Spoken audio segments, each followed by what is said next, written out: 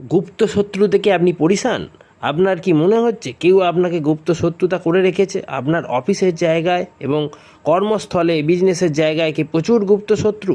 আপনি তাহলে এই উপায়টি অবশ্যই করুন, দেখবেন গুপ্ত শত্রুর প্রভাব ধীরে ধীরে কমে যাবে।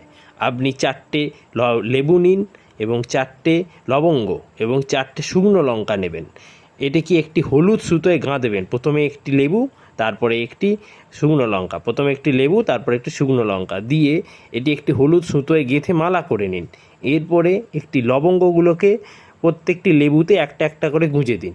4টে লবঙ্গ 4টে লেবুতে গুঁজে দিন। এরপরে আপনি এই জিনিসটিকে আপনি আপনার কর্মস্থল বা যদি সম্ভব না হয় ব্যবসার জায়গায় ঝুলান, না হলে আপনি বাড়িতে ঝুলিয়ে রাখুন। দেখবেন গুপ্ত শত্রু ধীরে ধীরে শান্ত হয়ে যাবে।